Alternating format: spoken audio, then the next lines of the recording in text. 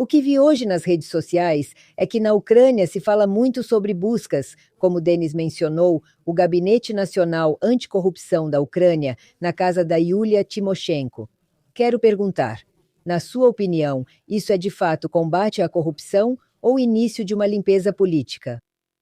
É tudo junto. Eu não vou usar a palavra limpeza, mas com certeza é política e com certeza também é corrupção. Veja, há uma gravação clara com a voz dela. E claro que ela vai dizer que é inteligência artificial. Há um vídeo claro, dólares, todo o resto. Mas nós temos, você sabe, uma situação triste. É triste na nossa sociedade. Agora mesmo é exatamente essa represália que está sendo discutida. Alguns afirmam que é para prejudicar candidatos à presidência, mesmo ela não tendo chance de ser presidente da Ucrânia. Outros veem como vingança, já que no primeiro dia no parlamento ela não apoiou a nomeação dos novos ministros, dificultando os planos de Zelensky.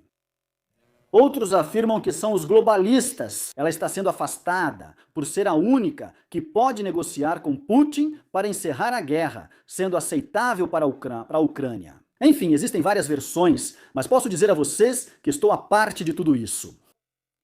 E Timoshenko é uma daquelas pessoas que, em 30 anos, destruíram a Ucrânia. Ela está na política há 30 anos no poder, de uma forma ou de outra. Ela não fez nenhuma reforma. Nenhuma reforma. Todo o partido dela, a bancada, todo o círculo dela, na minha opinião, são todos corruptos e nem há o que discutir sobre isso. É curioso como ainda acreditam nessas histórias, como as da Timoshenko, principalmente nas áreas rurais, público-alvo dela. Enfim, tudo isso é muito triste. Eu tenho mais uma pergunta sobre a Timoshenko. Na sua opinião, Denis, por que justamente agora a Gabinete Nacional Anticorrupção da Ucrânia começou a agir contra a Timoshenko? Isso é coincidência ou um sinal para outros jogadores políticos? Não, com certeza não é um sinal e nem coincidência. É um trabalho planejado que vinha sendo feito. Centenas de deputados estão sob investigação, alguns abertamente e outros em segredo. O parlamento está corrompido. A Gabinete Nacional Anticorrupção da Ucrânia tem materiais sobre cerca de 150 a 170 dos 350 deputados, ou seja, metade. Por isso, Timoshenko acabou ficando na fila justamente agora. Amanhã pode ser outra pessoa. Na verdade, ainda há muitos pela frente. Existe uma versão de que a Gabinete Nacional Anticorrupção da Ucrânia está sob os globalistas. De fato, os globalistas criaram a Gabinete Nacional Anticorrupção da Ucrânia, o Partido Democrata. Isso foi há algum tempo, mas posso te dizer que o trabalho deles é supervisionado pelo FBI sob Trump. E nem tudo é tão, sabe, aquela frase, nem tudo é tão simples. Aqui realmente não é tudo tão simples, não é tudo tão fácil como muitos pensam. Bom, vamos lá. Se o Denis tiver perguntas sobre a Ucrânia para você, eu quero te perguntar mais alguma coisa sobre os americanos. Então, como eu já disse nos primeiros dias, quando escreveram sobre as buscas na casa da Yulia Timoshenko, talvez eu esteja enganado. David Aracamia não participou disso? Não, não. Não, de jeito nenhum, né? Não, sobre Aracamia já circulam vários boatos há muito tempo, tanto no contexto do Gabinete Nacional Anticorrupção da Ucrânia quanto fora dele. Mas ele não tem nenhuma relação com essa história. Informações apontam que a Torpedo é uma pessoa de fachada enviada para gravar Timoshenko. Havia outros deputados populares, aqueles que já haviam sido acusados de corrupção, ou seja, pelo que entendi, eles foram recrutados, fizeram um acordo. Faça isso para nós e você não vai para uma prisão. Estou simplificando para as pessoas entenderem. E eles a gravaram. Sim, aliás, por curiosidade, eu até ouvi essa conversa, ela estava sussurrando lá, sim? Sim. Ela sussurra. Sim, bem, realmente, eu não sei. Hoje em dia pode-se dizer de qualquer jeito. Com o desenvolvimento da inteligência artificial hoje, provavelmente dá para fazer qualquer coisa. Mas, por outro lado, não acho que haja muitos que duvidem de que isso poderia acontecer. Aliás, hoje eu li que, por algum motivo, a sociedade ucraniana se dividiu em duas partes, em duas metades, por causa disso. Supostamente, tanto quem acredita quanto quem não acredita nisso, como Yulia Timoshenko, sobre quem falamos bastante no ar.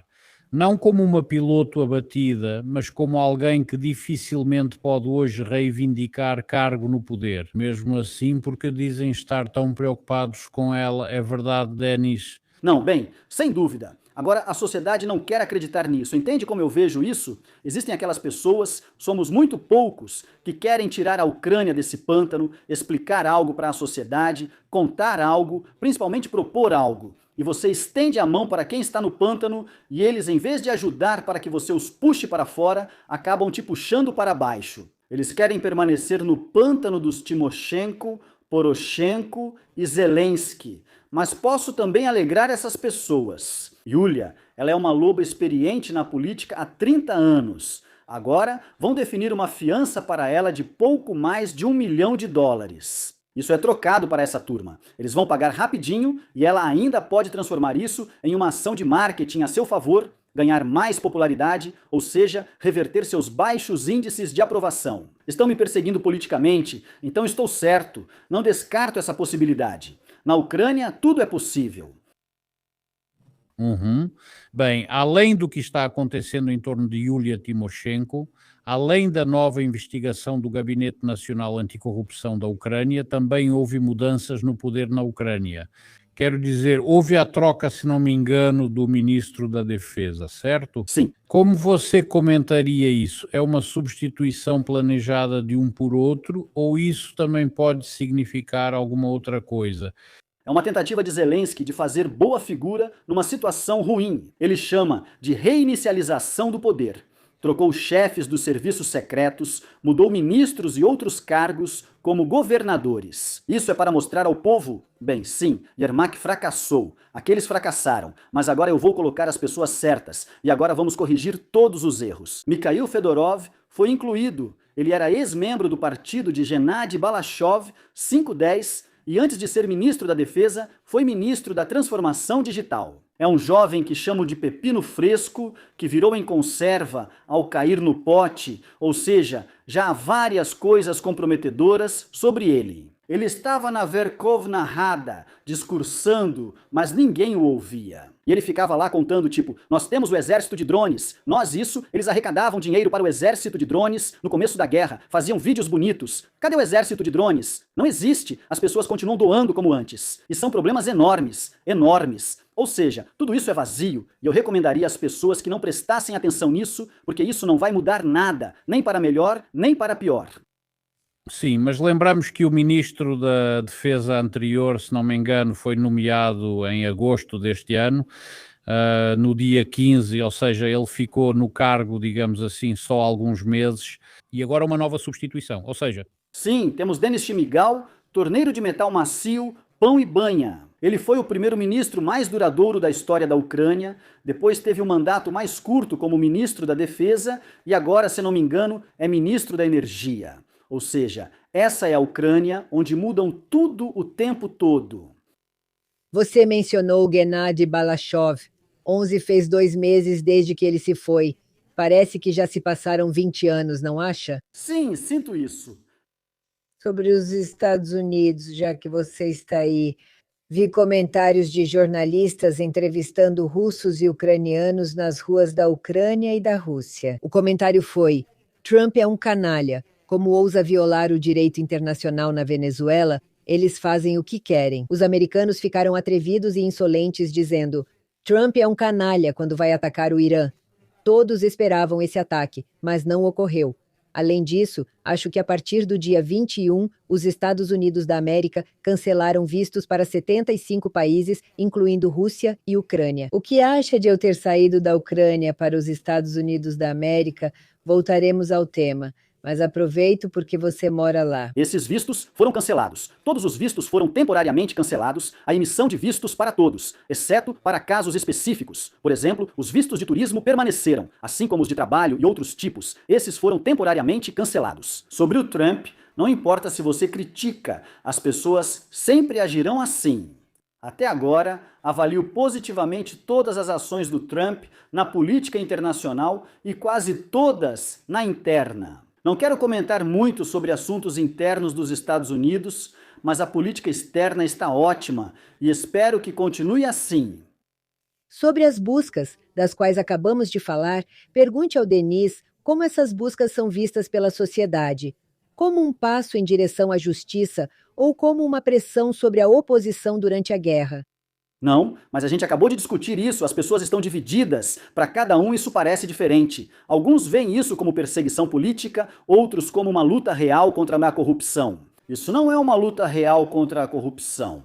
Tem um elemento político, mas não podemos negar que isso aconteceu. Alguns já comentam, como Igor Kolomoisky, que falou ontem do tribunal. Mas eu vi isso como uma provocação. Ele disse, ela é uma pobrezinha, mas por esses míseros $40.000 vão incomodar uma senhora idosa. Algo mais ou menos assim. Vi isso mais como provocação do que apoio. E eu vi isso. Sim, apesar de tê-la financiado nas campanhas. Então por que ele está agindo assim agora? Não sei, ele deve ter um jogo próprio e provavelmente tenta se salvar. Pergunte ao Denis, considerando guerra, corrupção e conflitos entre as elites, para onde a Ucrânia caminha em 2026? Ela pode tanto se aproximar de algo bom quanto de um abismo total. Hoje, constato um fato. Há uma catástrofe humanitária na Ucrânia, especialmente em algumas cidades do país. É literalmente uma catástrofe humanitária. Kiev, com certeza. Odessa, com certeza. Dnipro, com certeza. É isso. Você aborda no seu canal, quando eu assisti suas transmissões, você também fala sobre a situação no Irã. Sim, ouvi você comentando isso com seu público e espectadores. Sim.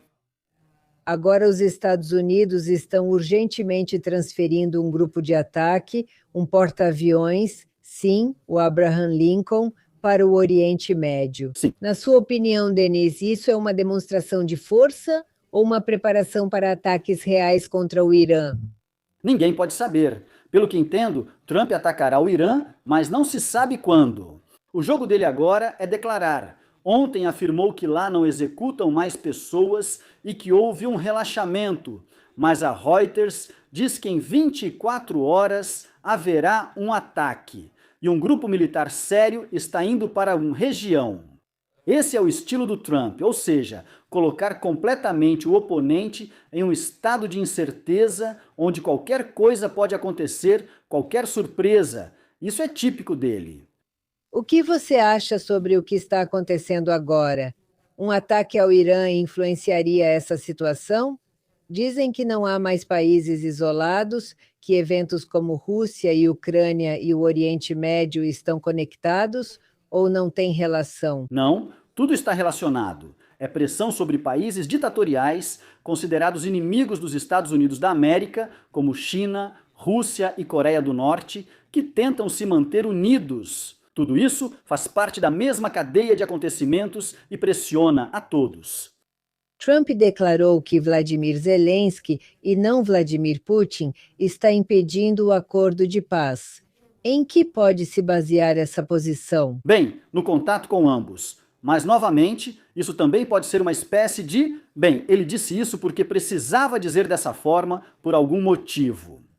Talvez até possa ser um sinal para Putin, tipo, olha, mais uma vez critiquei publicamente Zelensky, vamos negociar. Caso contrário, as coisas podem piorar em todas as frentes. Isso também é possível. Talvez haja mais detalhes. Mas Zelensky não quer acabar com a guerra, isso é fato. Contei sobre sua última visita a Mar-a-Lago, onde houve uma conversa difícil.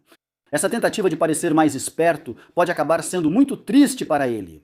O fim dele já será triste de qualquer forma. Sim, mas Denis, você fala em pressão, né? Uma tentativa de pressão. Me diz, essa tentativa de pressionar a Ucrânia é mais um sinal para os eleitores dos Estados Unidos ou é um tipo de barganha peculiar com Moscou? Não há pressão sobre a Ucrânia. Onde Trump pressiona a Ucrânia? Não vejo isso. Mas você acabou de dizer isso agora. Não, Zelensky e a Ucrânia não são a mesma coisa. Ele pressiona Zelensky. Aham. Ah, entendi.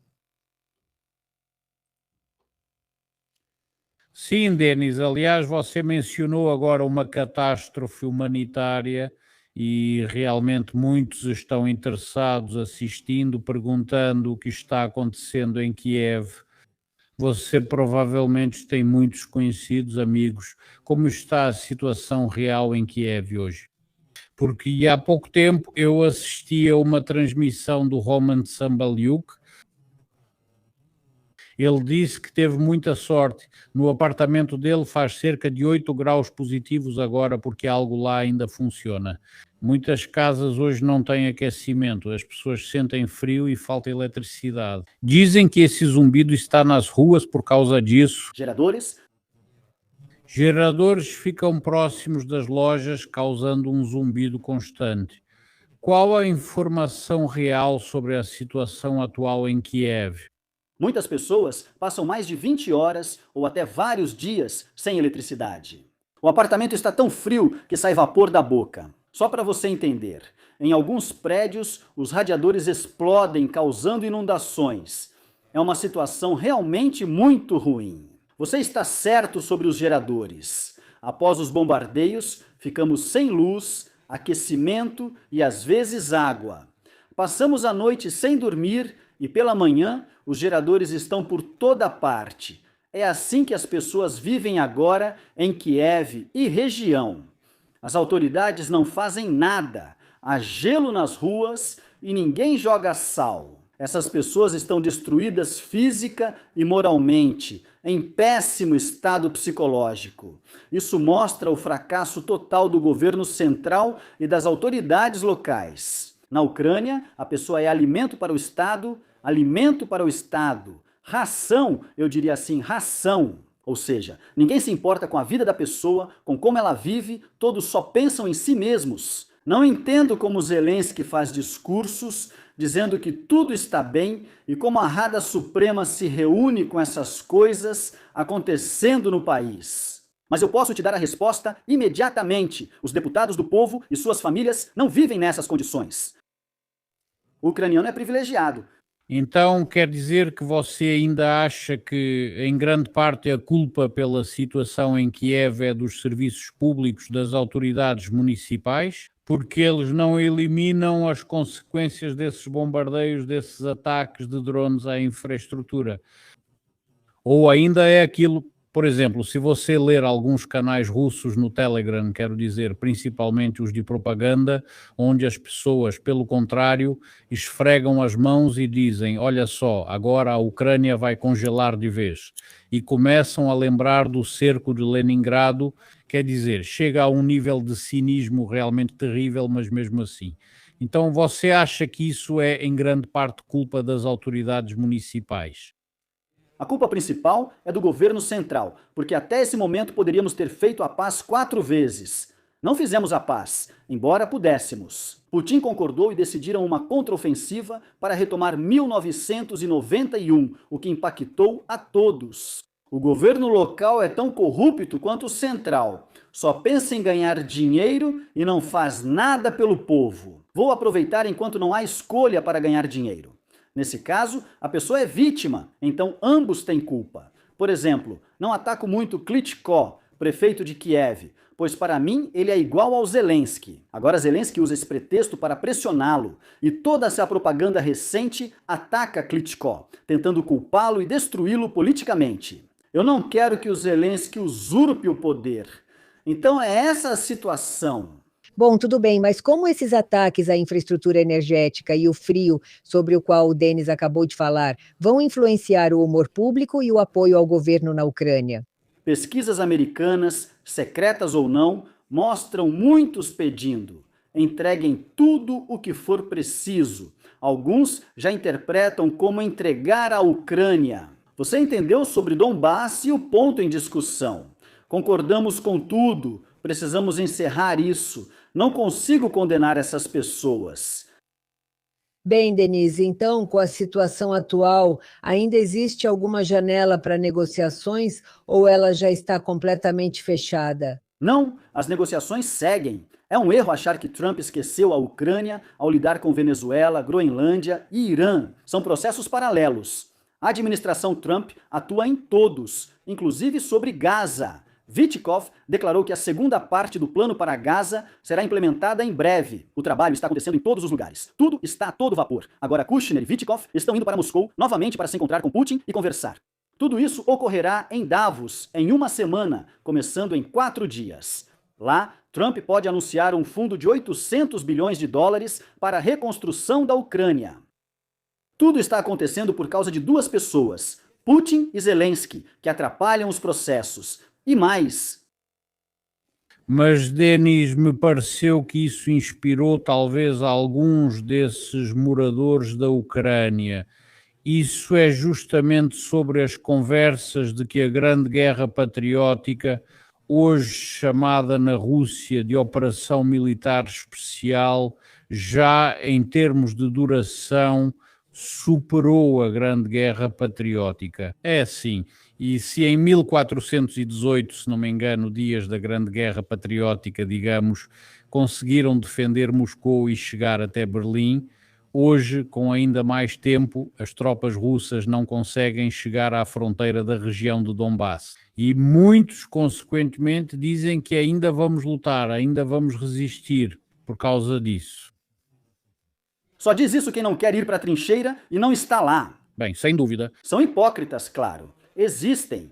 Há cerca de 20 minutos, recebi um vídeo de garotas entrevistadas na rua dizendo: Zelensky é o melhor, precisamos continuar a guerra. Há certamente uma porcentagem dessas pessoas. Você citou a Grande Guerra Patriótica. Vou descrever como era a vida lá entre 1941 e 1945. A pessoa não tinha nada, só um rádio ruim, poucos jornais, tudo controlado pelo governo soviético. Enfim, não podia fazer nada. Hoje em dia, as pessoas têm uma infinidade de oportunidades, de tudo, e todos os países civilizados estão se desenvolvendo, enquanto o nosso povo está há 4 anos em estado de guerra. Isso é impensável. Em 2026, simplesmente impensável.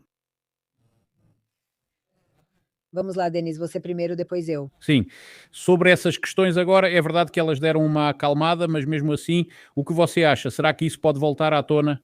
A declaração ainda foi antes do Ano Novo, sim, a declaração do Ministro das Relações Exteriores, Sr. Lavrov, sobre esse famoso ataque à residência de Putin em Valdai, sobre o fato de que agora a pauta das negociações será supostamente alterada, e justamente em relação a essa visita de Kushner e Witkoff a Moscou, como você acha, até que ponto isso... Bem, eu não chamaria de ameaça, embora talvez seja uma ameaça. Essa mudança de direção, talvez um agravamento da posição da Ucrânia nas negociações, até que ponto isso pode ter impacto hoje? Ou já esqueceram disso? Lavrov falou alguma coisa lá e pronto. Não ligo para isso. É típico da Rússia agir assim na Organização das Nações Unidas e historicamente. Essas declarações de que tudo vai mudar são sempre iguais. É assim que eles conduzem as coisas conforme sua visão de vida. Eles precisam ir à imprensa, inflar o próprio povo dizendo: olhem, agora vamos fazer isso com eles, vamos mostrar para eles. Para mim, por exemplo, isso é só barulho informativo. Vai aparecer alguma coisa que o Peskov vai dizer, alguma coisa que o Lavrov vai falar. Eu não presto atenção nisso. É preciso olhar para todo o vetor das negociações. E hoje ele está praticamente, não praticamente, ele está na reta final. O ataque do Oreshnik à região de Lviv, então. Como você avalia isso, com o que você relaciona isso? Porque muitos dizem que é uma vingança por algum motivo contra os Estados Unidos, contra Donald Trump, por causa da Venezuela. A Rússia atacou para mostrar força e alguns acham que isso é mais uma, digamos assim, tentativa de intimidar a Ucrânia, mostrando que eles podem agir dessa forma. Como você avalia esse ataque? Versão mais popular. Primeiro, observe que o Oreshnik tinha a ogiva vazia. Sim. Esse foi o ataque contra Lviv, essa é a versão mais popular na Ucrânia. Putin está tentando intimidar a União Europeia, já que isso aconteceu na fronteira com a União Europeia, com a Polônia, por isso foi realizado o ataque. Eu, sinceramente, não quero ficar tentando adivinhar os motivos. Isso precisa acabar. Os motivos aqui são claros. Está acontecendo uma guerra. Por que o ataque com míssil? Está acontecendo uma guerra. Por que o drone está voando? Está acontecendo uma guerra. Nenhum cessar-fogo foi acordado. Pronto, é isso? Esse é o motivo. O rabino de Dnipro, Kamenetsky, afirmou que a guerra na Ucrânia termina hoje. De onde tirou essa data e por que faz essa afirmação? Ele está lá. Muitas pessoas perguntam isso nas minhas transmissões, mas não quero responder por ele. Ele faz algumas previsões baseadas em algo, mas essa pergunta é para ele. Prefiro não comentar o que outra pessoa disse. Hoje, se não me engano, na Ucrânia foi aberto um processo criminal contra Leonid Volkov, oposicionista russo e chefe do Fundação Anticorrupção, Como você vê esse escândalo, essas acusações contra Volkov e toda essa história com Denis Kapustin? Bem, a história com Denis Kapustin é uma situação que a nossa inteligência criou.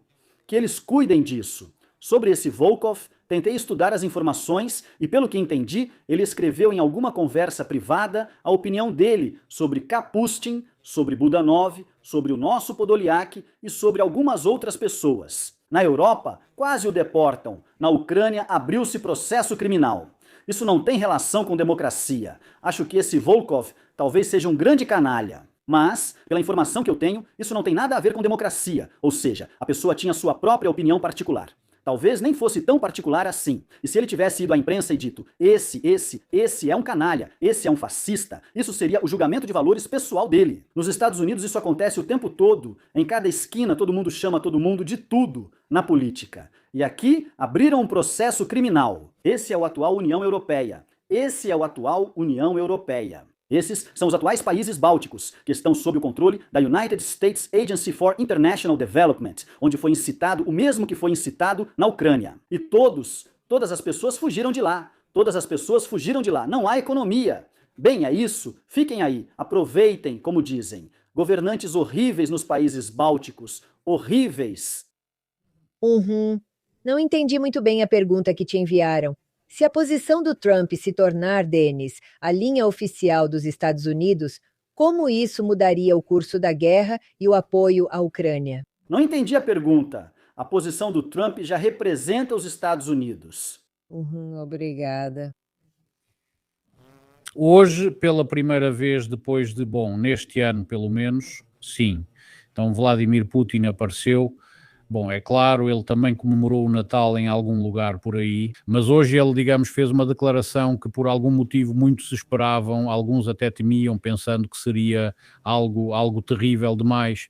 Eu, sinceramente, encontrei o discurso dele e não vou tomar muito tempo, só literalmente algumas citações, só para mostrar como é. Bom, para mim isso é, claro, um cinismo total, o que sai da boca do presidente russo na situação de hoje. A situação internacional está se degradando, diz Vladimir Putin. Dezenas de países sofrem com a violação de sua soberania. A diplomacia é cada vez mais substituída por ações unilaterais perigosas quando países tentam impor sua vontade e começam a ensinar os outros como viver. A segurança não deve ser garantida para uns em detrimento de outros.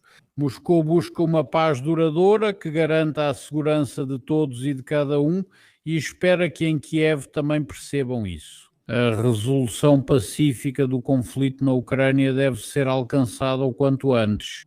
Bem, e lá expressou solidariedade com Cuba, por algum motivo, com o Afeganistão e assim por diante, e assim por diante. E então disse que a Rússia está pronta para interromper as relações com os países europeus, mas está aberta à cooperação com todos os países, sem exceção. Ou seja, se você ouvir isso de fora, sem conhecer a situação no mundo, parece uma declaração tão democrática de uma pessoa realmente sábia, correta, mas todas essas citações, para mim, por exemplo, soam de forma tão cínica, quando, na verdade, na minha opinião, foi daí que tudo começou, foi exatamente daí que tudo começou. O que você acha?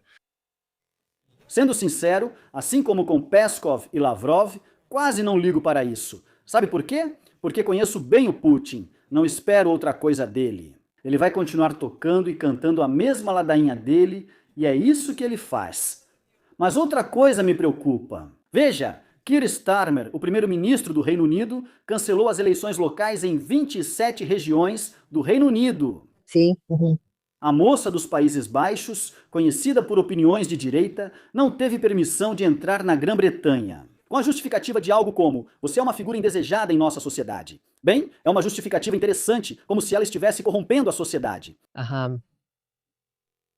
É um choque. E ontem eu vi no X do Elon Musk, no antigo Twitter, muitos palestrantes de destaque em inglês comentam que já estiveram na Rússia e deram palestras lá. Eles não percebem que na Rússia e outros países você pode falar o que quiser, exceto sobre assuntos internos.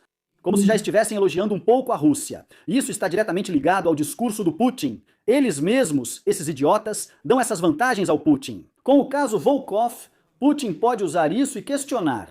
Isso é democracia? Vocês querem nos ensinar? De fora, parece que foi como na Ucrânia. Deram várias vantagens ao Putin. Quantas vezes debatemos juntos monumentos de figuras da arte ou temas como língua russa e religião? Por que entregaram tudo isso ao Putin? Como podem fazer propaganda se agem como Putin, bloqueando a entrada, prendendo pessoas e proibindo postagens nas redes sociais? Afinal, no Reino Unido agora, Starmer queria, eles estão planejando, e o Canadá está envolvido, e a Austrália fechar o X fechar o Elon Musk, porque lá tem coisas que eles não gostam, isso é impensável. O que você acha? Você disse que vocês mesmos deram isso para o Putin, eles mesmos deram isso para o Putin, mas eles também entendem o que estão fazendo ou não? Não, eles são globalistas. Essa é a agenda deles. Pensaram, dá para fazer assim? Se não reprimirem a liberdade de expressão, nunca mais terão poder. Eles tomaram conta de toda a mídia, de toda a transmissão e querem empurrar essa agenda, e só isso. E no final das contas, isso é quase a mesma coisa que o Putin. Provavelmente, as pessoas não são torturadas nem atacam vizinhos. Quanto aos cidadãos internos, sobrecarregaram-nos de impostos, impuseram censura e pressionaram as pessoas. Nós somos os bons, eles os maus. Me diga, agora é o momento de lutar de alguma forma contra os globalistas, e até que ponto? Quais são as chances de, digamos, os não globalistas vencerem nessa situação? As chances são muito boas, a luta está em pleno andamento, a questão é que para isso são necessárias eleições na Europa, são importantes as eleições na França, as antecipadas no Reino Unido, na Espanha, na Alemanha. Quando as forças de direita assumirem o poder na Europa, a situação vai melhorar e se estabilizar. As únicas pessoas com recursos que lutam ativamente contra os globalistas são Trump e Musk. Tenho uma pergunta. Ninguém sabe ao certo os planos de Trump, ou melhor, do presidente dos Estados Unidos da América, mas todos têm certeza, como você disse, que caças e mísseis surgirão sobre Teherã em poucas horas ou dias. Por que as pessoas têm tanta certeza de que isso vai acontecer e aguardam por isso? Qual será o impacto dessa situação, inclusive fora do Irã? Não, bem, foi a Reuters que anunciou, dizendo que eles têm informações de alguém lá, de autoridades, de que o Irã será atacado dentro de 24 horas. Eles divulgaram isso para a imprensa. É necessário derrubar o regime dos ayatolás para que o Irã retorne ao período anterior à Revolução Islâmica. Então será um país que vai cooperar com o mundo ocidental, com a civilização ocidental e não com países ditatoriais. Isso é uma derrota geopolítica para a Rússia e a China. Por exemplo, a Groenlândia. E o Canadá provavelmente também, não é? Bem, seria bom, entende? Há grandes e diferentes eventos pela frente, por assim dizer, e claro, o Canadá e os Estados Unidos da América precisam estar juntos nessa situação. Isso é economia, um território fisicamente enorme. Refiro-me ao confronto com a China. Agora vemos um cenário totalmente oposto. Por exemplo, neste momento específico, o primeiro-ministro do Canadá, Mark Carney, está na China e já declarou que o Canadá está entrando em uma nova era de relações com Pequim. Sim, isso ocorre pela primeira vez em 10 anos e por isso ele está realizando negociações produtivas sobre cooperação e investimentos com a China. E, consequentemente, ele também vai se encontrar, além de tudo, com Xi Jinping. Então, aos poucos, o Canadá está-se voltando justamente para a China, enquanto Donald Trump, por exemplo, anteontem declarou que ele não tem absolutamente nenhum interesse nos produtos canadenses e nem no Canadá em si, e esse CUSMA, o acordo, ele não pretende nem assinar nem negociar, e na verdade ele não se importa. Eu tenho uma grande dúvida. Pois é, ou seja, mas porque afinal de contas países que viveram lado a lado por várias décadas, de repente do nada acontece algo assim? E eu naturalmente entendo perfeitamente a política canadense, entendo muito bem Mark Carney, que agora é obrigado a mudar de direção e ir para a China. O que mais pode ser feito? É preciso agir, ir à Europa, negociar e apoiar o continente nessa situação. Hoje em dia, Trump simplesmente ignora o Canadá. Ou seja, não é um Estado, é tipo um quase-Estado, são uns insetos fazendo alguma coisa lá, não me interessa nem um pouco o que acontece lá, tanto faz. Isso eu não entendo. Dois países que, no fim das contas, estão no mesmo continente. Por exemplo, não entendo as ações do seu primeiro-ministro. Eu também. Eu não entendo as ações do seu primeiro-ministro. É preciso restabelecer a relação de causa e efeito.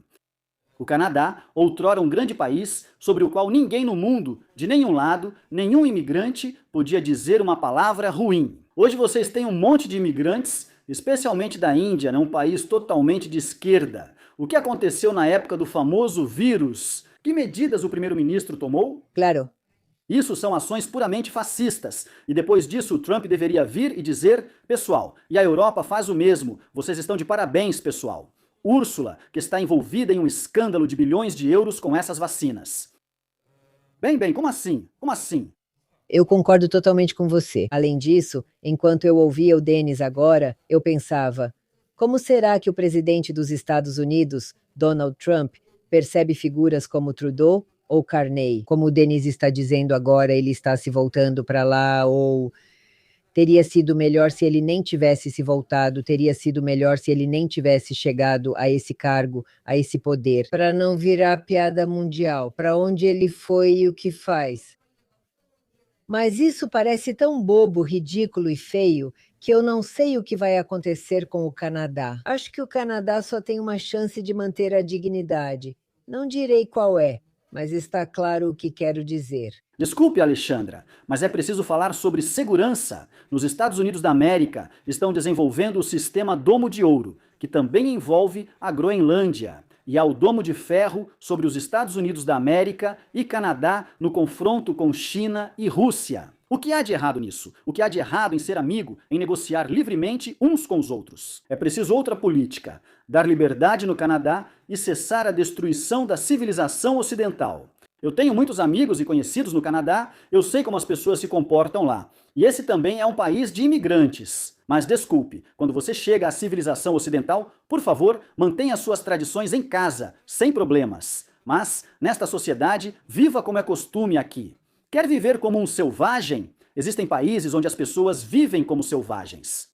Não posso ir a um país muçulmano e dizer que vivem errado, impor meu modo e exigir justiça se me discriminarem. E é exatamente isso que está acontecendo agora. No Canadá, por exemplo. Sim, mas Trump se afasta do Canadá por outros motivos. E por quais razões? E por quais razões? Bem, como assim? Bem, por quais? Bem, talvez seja o fentanil, aquele fentanil que, segundo ele, entra livremente no território. Inclusive, claro, inclusive. Sim, isso está errado.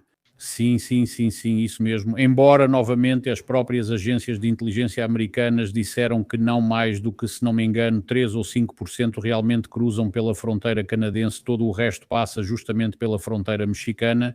Bom, deixa para lá, enfim, é isso. E consequentemente o fato de que a fronteira lá não era vigiada, essa é na verdade a causa principal. E onde tudo começou, digo, essas tarifas e afins. Sim, foi exatamente assim que começou. Até agora não ouvi mais reclamações. Por exemplo, algo específico, pessoal, façam isso e aquilo, e então será assim, assim e assim. Ou seja, por enquanto não tem nada disso. Já mencionei isso antes. Tudo ocorreu no início, quando vocês tinham um novo primeiro-ministro não apoiado por Trump. Foi nesse período que aconteceram essas conversas. Teve fentanil, conversa sobre a cúpula dourada, migrantes e democracia.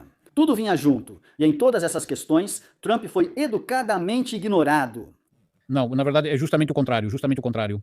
O Trump, na verdade, apoiava o Carney e dizia justamente que para ele seria mais interessante se o Carney se tornasse primeiro-ministro e que com ele iria conversar. Mas não gosto do Pierre Poilievre. Primeiro foi considerado Olíria, um bilionário.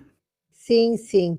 E depois lá tudo saiu do controle e acabou do jeito que acabou. E acabou do jeito que acabou. Mas você mencionou hoje, Denis, o período no Canadá.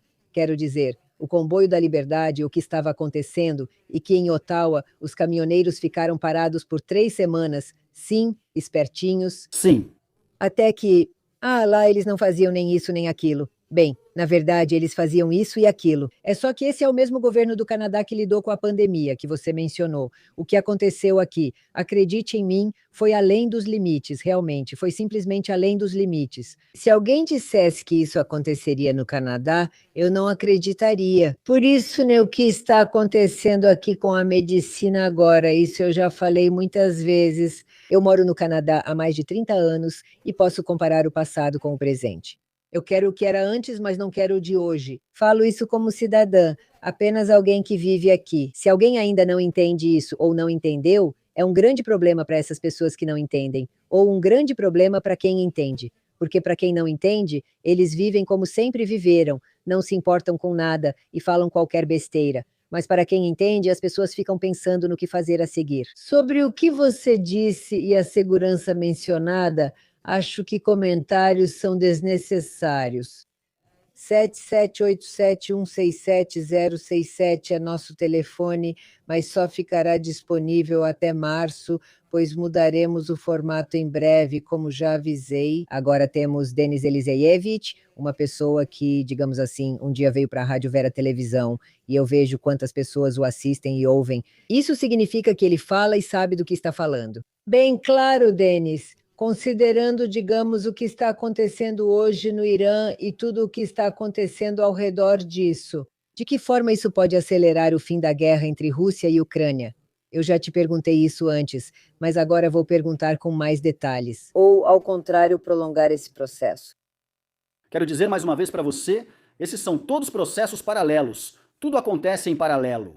Trump não inventou esses planos ontem, esses planos já estavam na cabeça dele, no papel, há muito tempo. Ele se tornou presidente e tudo isso foi planejado para esses prazos. O ano de 2026 será marcado por esses acontecimentos. Quero pessoas que, como eu e você, principalmente eu, não sejam indiferentes à Ucrânia. De jeito nenhum fique chateado pelo fato de que o foco foi para outro lado, que alguém esqueceu de alguém. Tudo está acontecendo, tudo segue seu curso. E não é ao Trump que devemos fazer cobranças, mas sim ao Zelensky e ao Putin.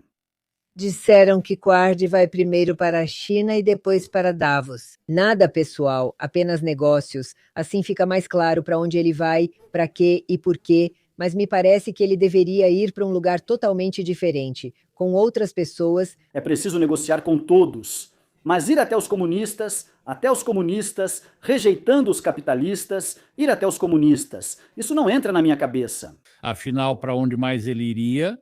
Para a América, para Washington. Ele veio aqui, lembra? Está tudo na internet com o Trump, quando se encontraram e conversaram no Salão Oval. Cada um pensa diferente. Não sou cidadão nem moro no Canadá e acho essa política monstruosa. Eu ouço essas coisas em Toronto, o que está acontecendo? Bem, eu não consigo imaginar como o Canadá chegou a esse ponto.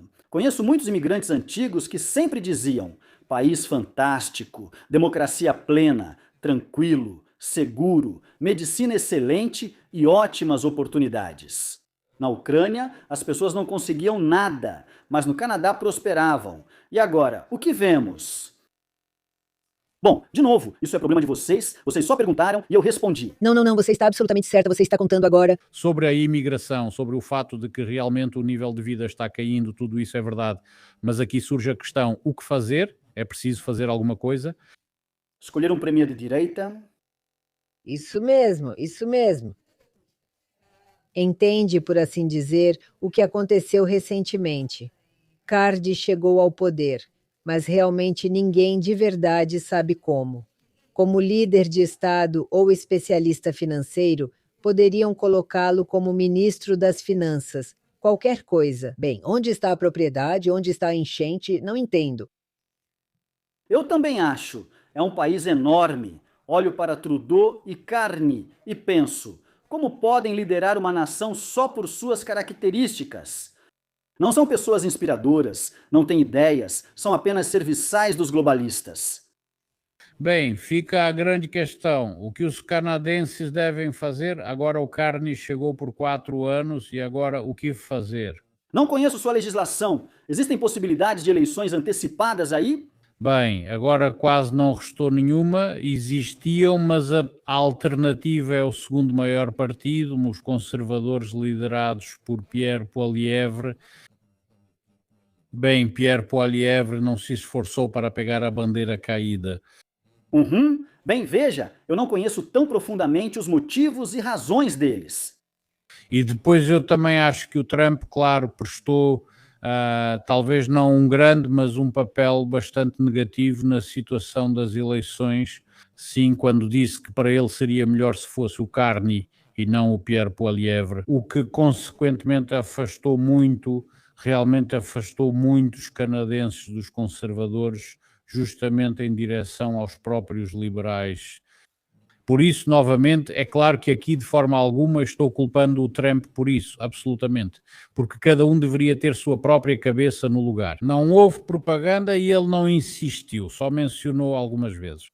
Mas, como ficou claro, isso foi suficiente para que no final das contas os liberais conseguissem a maioria, embora lá parecia que tudo, ou seja, já fazia muito tempo que toda a bagagem, por assim dizer, e as possibilidades de alguma confiança já estavam esgotadas há muito tempo. Sim, ou seja, em 10 anos não foi feito absolutamente nada, pelo contrário. Aqueles horrores sobre os quais você está falando agora são fracassos, fracassos completos. E em relação à imigração, quando realmente vinham para cá multidões de pessoas de países completamente desconhecidos, por assim dizer, e não estava claro o que elas queriam fazer aqui.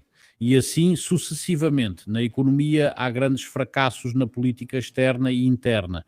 Parecia ser o fim, não havia mais para onde ir. A confiança já estava tão abalada e é exatamente a mesma situação, Denis, que ocorreu uma vez na Ucrânia. Falo das eleições do Zelensky, em que ele basicamente só precisava assumir o poder, sim, do chão que já estava lá, porque, bom, está claro, esse, meu Deus, o segundo candidato, o Poroshenko, ele já tinha se desmoralizado há muito tempo.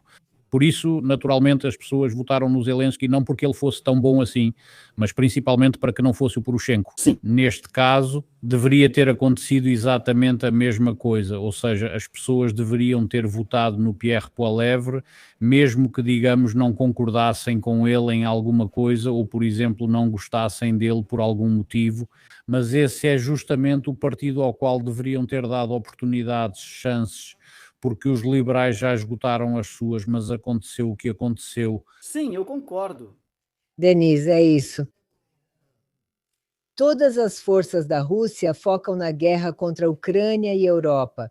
Na Ucrânia, foi decretada emergência no setor de energia. Na Polônia, disseram que em dezembro, Putin tentou causar um colapso energético com ataques cibernéticos. Forças ucranianas seguem atacando alvos estratégicos, fábricas na Rússia e defesas aéreas em áreas ocupadas.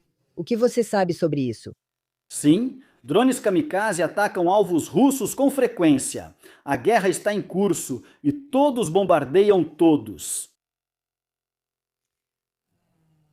Dizem que o frio e as geadas são culpados por limitar as ações da infantaria. De todo modo, as tropas russas ainda não conseguiram tomar totalmente Guliái-Poli, ocupada por Putin e Gerasimov no ano passado. Ou existe aqui algum outro cenário? Sim, eu não sei. Eles avançam na linha de frente, acompanham os relatórios. A Rússia avança confiante. Eles conquistaram 4.000 quilômetros quadrados em 25 anos, mais do que em 22, pelo que entendi, no início da guerra. Por isso, agora, eles estão atacando o setor de energia, aproveitando as temperaturas realmente negativas. Está muito frio agora na Ucrânia. Isso é realmente uma catástrofe humanitária. Zelensky declarou estado de emergência no setor de energia e está falando sobre isso. Em algumas cidades, o toque de recolher será suspenso. Venho questionando há 1 ano e meio.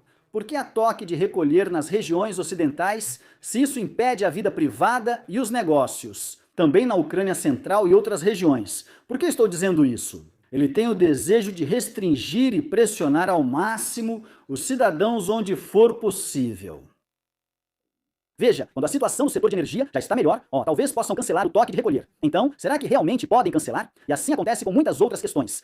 Usando a guerra como desculpa, Zelensky e seu grupo tomaram todo o poder na Ucrânia.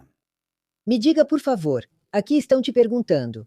Se hoje você tivesse um debate com alguém, por exemplo, com o próprio Kedmi, você se comportaria da mesma forma que naquela época, quando vocês conversaram, ou de maneira diferente? E como eu me comportei? Kedmi só repetia seu manual e não respondia perguntas, sem debater. Por isso ele perdeu esse debate de lavada. Ele não debatia, ele conversava consigo mesmo nesse debate. Não, quanto ao Yakov Kedmi, o Yakov Iosifovitch realmente não entende muito bem o que são debates. Quando ele chega, começa a falar o que veio dizer, pois tem um plano. Para ele, sinceramente, tanto faz o que o oponente pergunta ou fala. Mas como você avalia isso? Você se arrepende de ter vindo a esse debate, Denis, ou não?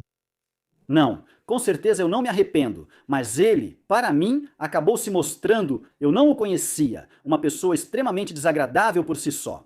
Eu simplesmente desprezo pessoas assim. Sabe por quê? Você mora em Israel e fica elogiando a Rússia, e o Trump é ruim para você, e a América, e a Ucrânia. Por que você não mora na Rússia? Se eu morasse nos Estados Unidos da América e elogiasse a Rússia, quem eu seria?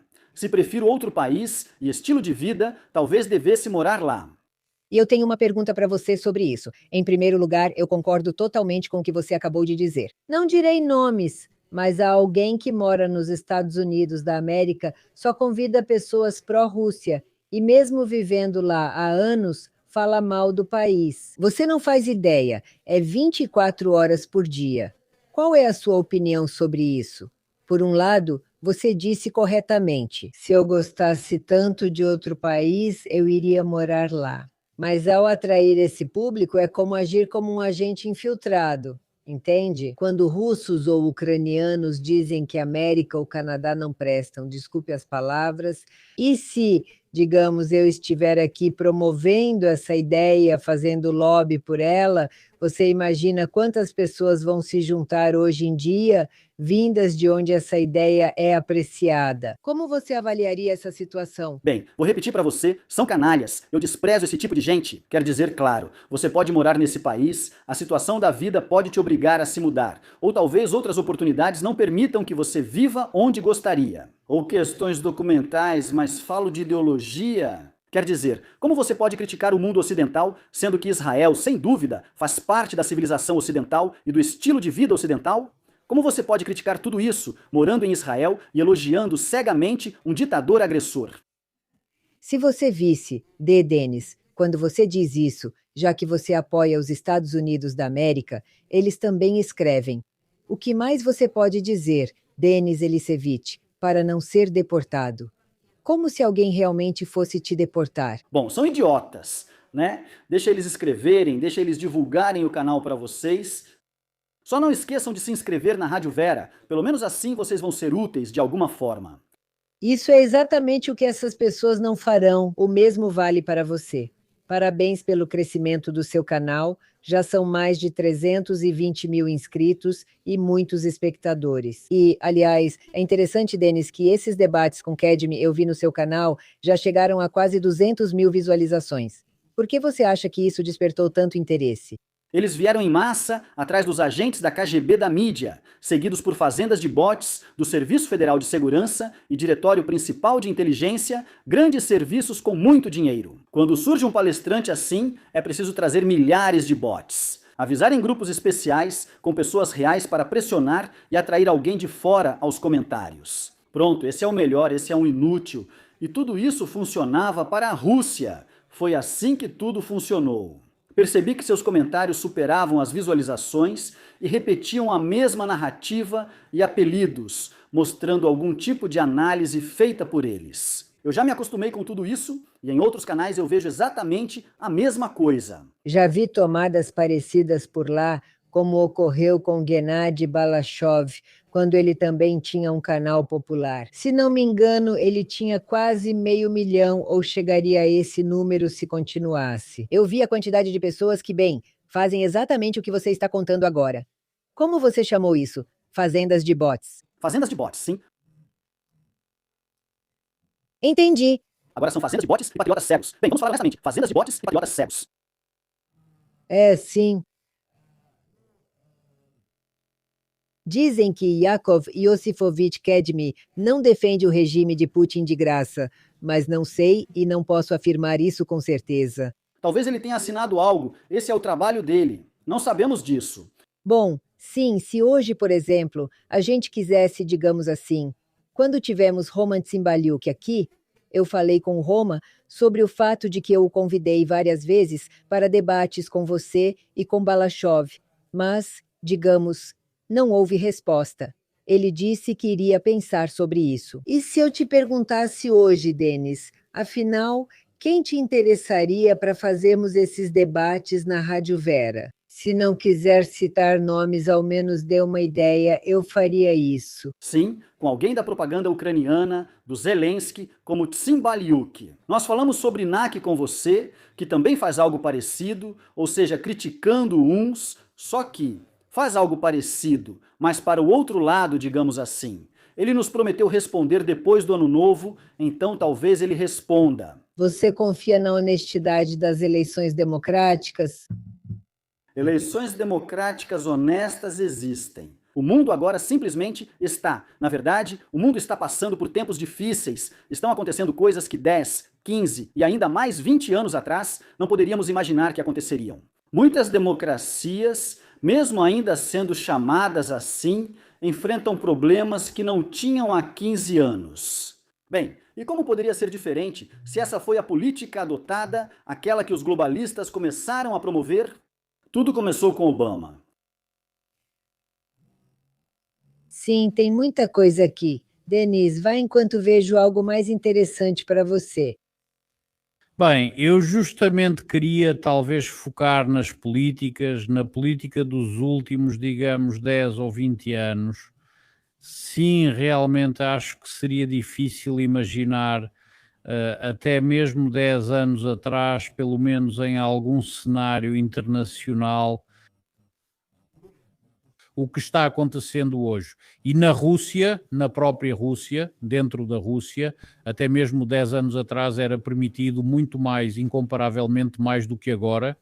Não sei como era, aliás, na Ucrânia, digamos, esses mesmos 10 anos atrás. Era possível, era permitido, digamos, falar tudo o que quisesse. Acho que também era, pelo menos, Era possível falar o que queria, apesar dos problemas. Era quase democracia, mas era democracia. Hoje na Ucrânia, não, havia diferentes canais, eu me lembro canais de televisão na Ucrânia.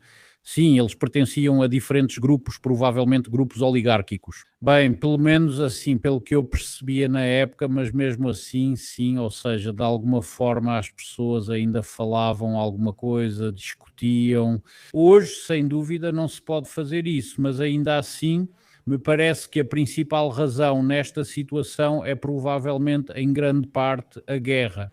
Imaginar uma democracia em um Estado em guerra que foi atacado, sinceramente, é algo que pessoalmente tenho dificuldade. Sim, porque diga, e em que agora teria prejudicado o que eu venho contando todos esses anos, em que isso agora teria prejudicado a Ucrânia. Se tudo acabou sendo verdade e nós perdemos por causa disso. Então, esconder a verdade é o certo, é isso? Você sabia que Zelensky criou a lei sobre oligarcas antes da guerra? Já ouviu falar? O que isso significa? sim, já ouvi algo sobre isso, sim. Aqui está a lei sobre os oligarcas, que é meio que para as pessoas, para mostrar que estamos lutando contra os oligarcas, contra o oligarquismo. Era um procedimento para retirar canais de televisão dos oligarcas. Akhmetov, dono do maior canal da Ucrânia, o Ucraína 24, entregou a licença e fechou o canal, entendendo o objetivo da lei dos oligarcas aprovada. Zelensky é um ditador. Sempre foi, sim, a guerra simplesmente ele não poderia fazer diante do mundo ocidental o que faz hoje sem a guerra. A guerra deu liberdade para ele agir. Vamos lá, vamos só imaginar por um segundo. Ah, mas um pouquinho mais tarde, porque recebemos uma ligação telefónica, vamos ouvir primeiro e depois eu queria, talvez por pouco tempo, continuar esse assunto. Bom dia, você está no ar? Olá, qual é o seu nome? Bom dia, Denis, a outro Denis e a Alexandra. Bom dia. Já que estamos falando sobre Roman Tsymbalyuk, ele esteve recentemente na Rádio Vera e depois disso publicou um vídeo muito estranho no canal dele. Na verdade, são 2 vídeos e o título de um deles era assim: Roman Tsymbalyuk desvendou o ninho dos putinistas latentes no Canadá. Usaram inteligência artificial para desenhar os rostos de Denis e Bogdan como se estivessem gritando assim. Colocaram o Petuca naquela miniatura, algo bem específico, Desculpa, mas a miniatura está muito engraçada. A questão é que ele não reflete a realidade, assim como o título do vídeo. E esse tipo de comportamento me pareceu estranho, porque Roman sempre me passou a impressão de ser uma pessoa calma, equilibrada e objetiva. Mas ele foi a uma rádio que, na minha opinião, simpatiza com ele. Como sempre, teve uma discussão educada. Embora seja visível que, bom, entre ele e Bogdan, digamos assim, há uma certa tensão, mas depois ele posta no canal dele: olha, desculpa, eu estou rindo, é que foi realmente muito engraçado. Pode. E ao mesmo tempo, Posso te fazer uma pergunta? Posso perguntar, tá? sim, sim, sim, sim. Agora você disse que Denis Manzar e Bogdan parecem caricatos. Acho estranho não estar lá, pois deveriam ter me desfigurado e desenhado também. E esse tipo de coisa, né? Bom, está claro, Roma Tsimbaliuk obviamente faz isso para atrair mais público. Sim, mas eu não vejo outro motivo para tratar mal as pessoas que te convidam e, basicamente, que demonstram respeito por você, como você acabou de mencionar. É exatamente disso que eu estava falando, é disso que estou falando. Quer dizer, eu tinha uma opinião melhor sobre o Roman, de verdade. E é justamente essa lógica que eu não entendo. Porque todas as pessoas que assistiram essa transmissão vão dizer que aqui ele meio que passou dos limites e ele não vai conquistar um novo público com isso. Ou seja, se a Alexandra sugere que ele pode atrair novo público. Sim, acho isso. Sim, é tipo isso. E aquele público que talvez na Rádio Vera tinha simpatia pelo Roman Tsimbaliuk, isso, bem, me pareceu tão estranho que ele realmente, aos meus olhos, posso dizer que perdeu o respeito. É isso aí. Mas a pergunta era para o Denis, porque eu queria perguntar como se explica esse tipo de comportamento. Porque realmente as pessoas que tinham simpatia pelo Roman antes do que ele fez agora podem se afastar dele. Não sei como a Rádio Vera reagirá a ele, mas me decepcionei com ele como jornalista. Por favor, conversem sobre isso. Obrigada. Obrigada. Vou te dar uma resposta direta sobre o que está acontecendo. Em primeiro lugar, jornalista e propagandista são duas coisas diferentes. Tsimbaliuk é um propagandista puro. Os supervisores dele podem ter dito: você foi lá, mas algo não saiu bem, tente contornar isso. E ele fez isso, ou talvez a audiência dele não tenha gostado de alguma coisa. Mas, sinceramente, por que eu deveria discutir sobre uma pessoa que só segue ordens de outros? Que quando mandam ele obedecer, ele simplesmente obedece. Essas pessoas não são livres. Eu não o conheço, você conhece. Isso é... Bem, não é da minha conta, eu acho. Quero perguntar para Denis Mazar. Denis, o que você acha dessa mensagem? Sinceramente, não vi isso. Não, olha, já faz tempo que nada me surpreende e, para ser sincero, já me acostumei com tudo isso há muito tempo. Porque, por exemplo, eu sei que hoje, muito provavelmente, vão nos acusar de sermos, bom, provavelmente uma rádio pró-Kremlin e, portanto, de apoiarmos uma posição pró-Kremlin. Depois, conversando sobre outro assunto, vão nos acusar de sermos pró-ucranianos ou bandeiristas. Bom, eu absolutamente não me surpreendo com isso e encaro isso com tranquilidade. Sobre o que Roman Tsimbaliuk postou, sinceramente não vi nem prestei atenção. Mas eu só quero dizer outra coisa, já faz tempo que percebi isso, que realmente em muitos canais ucranianos do YouTube, sim, existe isso aí. E a cada dia, provavelmente a cada mês, talvez isso está ficando cada vez mais forte. Esse foco em ser clicável, né? Uns títulos completamente absurdos que não tem nada a ver com o que está dentro do vídeo, nem sobre o que está sendo falado, é só para chamar a atenção mesmo. Sim, eu percebi isso já faz tempo e, para ser sincero, eu também não gosto muito disso. Porque, na verdade, o conteúdo, nem o que está sendo dito ali, ainda mais por pessoas conhecidas, populares e respeitadas, elas simplesmente não poderiam falar esse tipo de coisa. Você entende isso perfeitamente, mas tem muita gente que, por exemplo, não entende. Eles veem, por exemplo, na imagem, digamos assim, o Venediktov, né, com um título dizendo "Maldito seja Putin", embora, na verdade, ele nunca tenha dito isso, nem chegou perto disso, mas para alguém isso já é suficiente para ficar gravado na cabeça.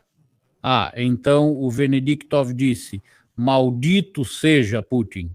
Isso é só um exemplo. Eu estou dizendo, certo? Ou seja, para ser sincero, eu não gosto muito disso. Não sei, Já conversamos 7 ou 8 vezes. Nunca ouvi nada pró-Kremlin de você ou da Alexandra, pelo contrário. Por isso, eu já dei minha opinião sobre Tsymbaliuk. Eu decidi assistir, sim, aquilo de que nosso ouvinte falou. Bem, realmente, sim, Bogdan acabou de me enviar, Tarikanov, esse vídeo. Bem, é legal e já foi visto por um número bastante grande de pessoas. Sim, Denis. Sim, bem, talvez eu não esteja falando exatamente sobre isso, mas só por um instante vou voltar à conversa que tivemos antes da ligação do Arseni. É justamente, por exemplo, imaginar, quero dizer, democracia durante a guerra, por exemplo, liberdade de expressão durante a guerra. Sim, isso é meio que um raciocínio em voz alta, imaginar, por exemplo, que começou uma guerra, sim, a Rússia, então iniciou uma guerra em grande escala, sim, uma invasão, e nesse momento, na Ucrânia, por exemplo, continuam funcionando exatamente os mesmos canais de televisão que funcionavam antes da guerra. Sim. Discussões sobre quem é o culpado, quem começou essa guerra, sim, consequentemente. Naturalmente apareceriam, digamos assim, vozes em que nem tudo seria dito de forma tão clara. Sim, acho isso muito importante, principalmente no início da guerra. Quem atacou, quem ainda é tema de discussões hoje. Sim, no discurso de hoje do Putin, ele falou muito bem sobre como deveria ser a guerra, como o mundo deveria viver. Sim, mas a grande questão é, por que você não vive assim e por que você não começou assim? Mas aqui há uma explicação, sim, porque a OTAN estava avançando, porque havia uma ameaça, e na Rússia muitos realmente acreditam que se não fosse o Vladimir Putin, o santo e iluminado, os malditos americanos teriam conquistado a Rússia. A Rússia, por algum motivo, sempre esteve sob algum tipo de opressão até agora. Sim, alguém nunca deixava viver em paz, mas o Putin chegou e resolveu tudo e agora de repente tudo está resolvido. E por algum motivo agora todo mundo passou a viver melhor, do nada, sem explicação. Sim, ou seja, há muitas perguntas, por assim dizer. E aí eu simplesmente imaginei, e se exatamente a mesma coisa tivesse acontecido na Ucrânia durante toda essa guerra, talvez tudo tivesse acabado muito mais rápido. Seria lamentável para a Ucrânia. Denis, você não considera essa possibilidade? Não considero, pois entrei no YouTube em Kiev sob mísseis, uma semana após o início da guerra, quando todos podiam falar livremente. No início da guerra, a única censura que existia era na televisão. Na internet ninguém mexia com ninguém, e havia os mais diversos pontos de vista, e isso não deu nenhuma vantagem para a Rússia. Além disso, essas vozes na Ucrânia que diziam Putin, venha, ou nem tudo é tão claro, simplesmente não existiam. Quem, no início da guerra, dissesse publicamente na Ucrânia que tudo era claro, seria reprimido, já que todos viam quem atirava em quem. Essa questão de quem iniciou a guerra não existia na sociedade ucraniana. Você está completamente enganado. Denis, os ânimos mudaram agora? Não, todos sabem que a Rússia é a agressora. Agora falamos do processo político. Concordo, nos primeiros 3 meses da guerra ninguém pensaria em política. Por que 3 meses? Em maio foram propostas as negociações de Istambul, assinadas preliminarmente, mas depois rejeitadas pelos motivos já conhecidos. É isso. Depois, todos entenderam que a política começou. Histórias sobre a contraofensiva surgiram por toda parte. Todos desenhavam mapas e especulavam se era secreta ou não. Primeiro foi corrupção, depois tudo girou em torno disso. Todos entenderam quando era guerra. Agora é política e tudo continua, só que 10 vezes maior. Liberdade de expressão é fundamental para a democracia. Não desculpa. Israel sofreu ataque brutal e lá todos podiam se manifestar. Sim, até agora não está claro quem é o culpado por tudo isso. Não vou apontar culpados, deixo que descubram. Só digo que isso não fez Israel perder a guerra. Perder? Sim. Se em Israel todos pudessem falar o que quisessem e a democracia fosse forte no início da guerra, ainda assim Israel não perdeu o conflito por isso. Não, bem, isso é uma coisa, mas isso é diferente. Aqui está claro quem atacou. E na Ucrânia não está claro? Não está claro. Como assim não está claro? Bem, não está claro. Vou te dizer, eu estava em Kiev naquela época e ouvi onde foi a primeira explosão. E onde foi? Sim, mas a propaganda russa dizia outra coisa. O que ela dizia? Olha, na Rússia a propaganda faz o que quer, mas na Ucrânia ninguém tinha dúvidas sobre quem atacou. Ah, entendi, Agora todos se tornaram vítimas. E o que dizem lá na Rússia, quem fala, isso realmente não me preocupa. entendi. Talvez 70% sejam loucos. Denis, você não sabe que a Rússia defendeu a República Popular de Donetsk e República Popular de Lugansk, atacadas pelas Forças Armadas da Ucrânia e ignorando os acordos de Minsk? Bom, entendi. Ou seja, Sim, esse comentário já me informou. Isso é engraçado. Estamos repetindo o que fiz com Kadmi, que nem entendeu minha pauta. Agora querem que eu defenda a política do Zelensky ou do Poroshenko? Estou falando de quem atacou fisicamente primeiro.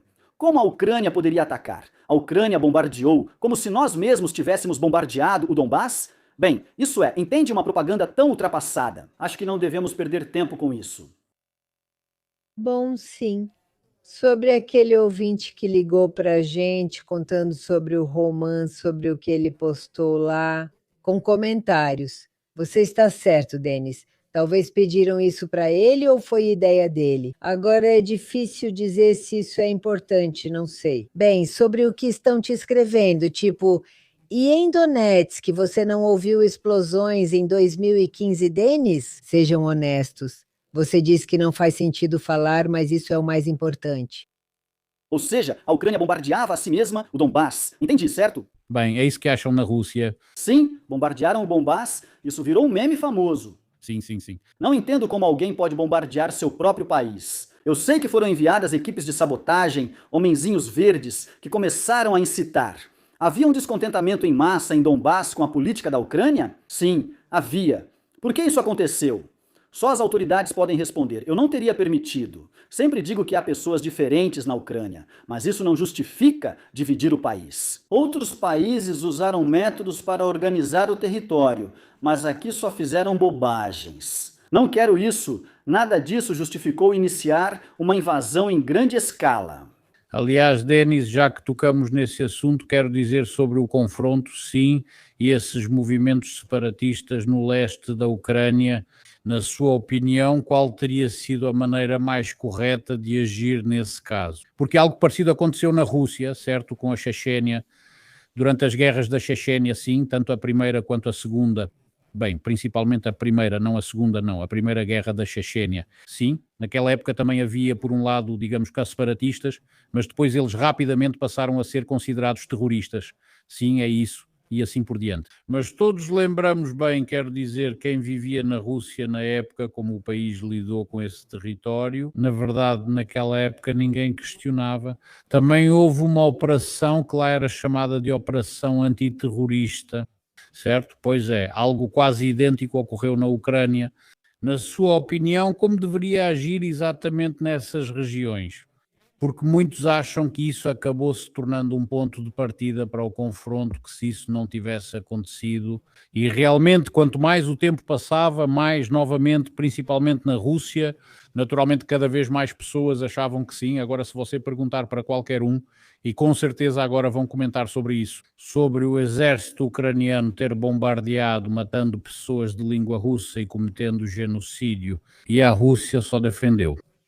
Ela não iniciou a guerra, só está terminando. Vladimir Putin, como comandante genial, não começa guerras, apenas as encerra. Como você responderia a essa pergunta? Ou seja, sobre como a Ucrânia deveria ter agido em relação à chamada República Popular de Donetsk e à chamada República Popular de Lugansk?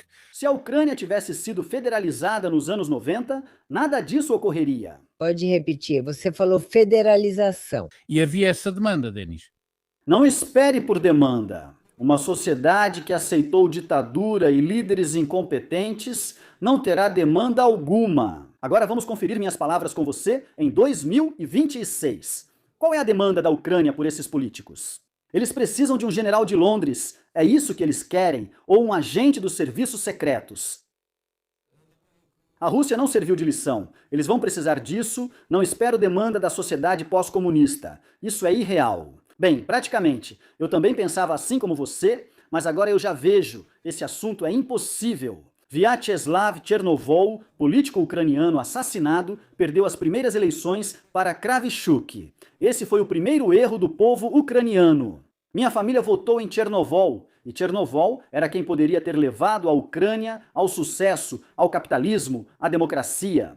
No programa dele, a federalização buscava reconciliar as pessoas, não colocá-las umas contra as outras. Em primeiro lugar, a concorrência entre as regiões. Em segundo lugar, se você quer viver de um jeito, viva assim. Legislação local, viva do seu jeito. Assim como na América, provavelmente, como no Canadá. Vocês têm províncias lá, aqui são estados. Isso é uma estrutura federal. Denise, uma pergunta para você. Porque, Denise, se você quiser perguntar sobre esse assunto, pergunte, depois eu pergunto. Na verdade, ela não é tanto sobre esse assunto, mas sim sobre o fato de que a Ucrânia, em primeiro lugar, era um Estado jovem. E provavelmente, de fato, todo Estado precisa passar por esses erros. Concordo plenamente com você, mas a grande questão é como evitar tudo isso, certo?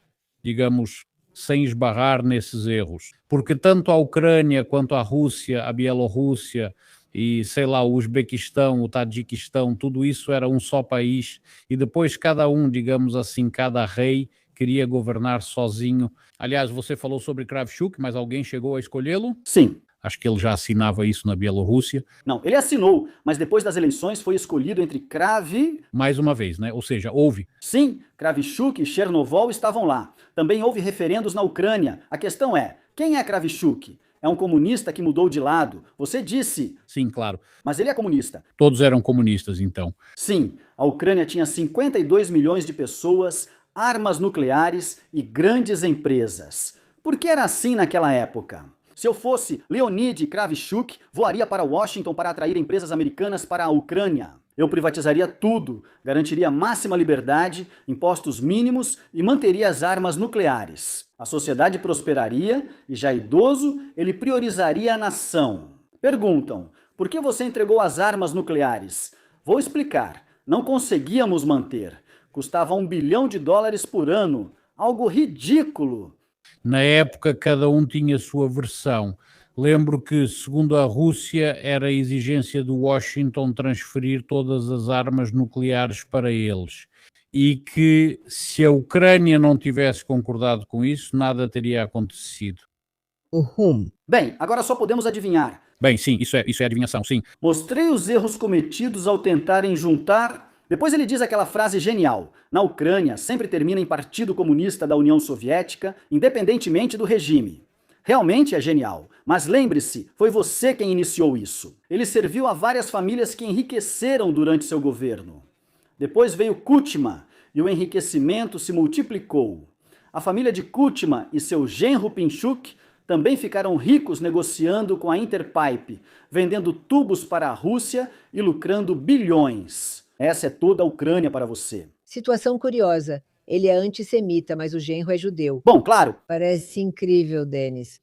Sim, eu digo, a Ucrânia é um país único e as pessoas nesse momento viram uma coisa, onde nesse momento eu faço uma pergunta para as pessoas. Aqui uma coisa, outra, terceira. A vida não ensinou nada. Chegamos à guerra, estão bombardeando com mísseis, as pessoas estão sentadas nos porões. Infelizmente, eu acho que nem na Rússia, nem na Ucrânia, não aprenderam nada. Lick Taiwan está comprando superarmas dos Estados Unidos da América por $15 bilhões. E a Polônia também compra dos Estados Unidos da América e da Coreia do Sul. Vivemos assim em vez de ricos, e a guerra nem teria ocorrido. Como se ninguém quisesse a guerra nem entrar na OTAN na época. Uma pergunta para você, por quê? Pergunte ao Denis por que justamente agora Vladimir Zelensky está se encontrando com Sergei Pritula e Sergei Stepanenko, ou Stepanenko. Isso é coincidência ou o governo está conscientemente trabalhando com aqueles que formam a opinião pública? Não há coincidências, especialmente agora. Tudo é intencional. Sternenko é só um personagem e não quero perder tempo. Pesquisem quem ele é. Zelensky se marginaliza enquanto os dois fingem ser voluntários.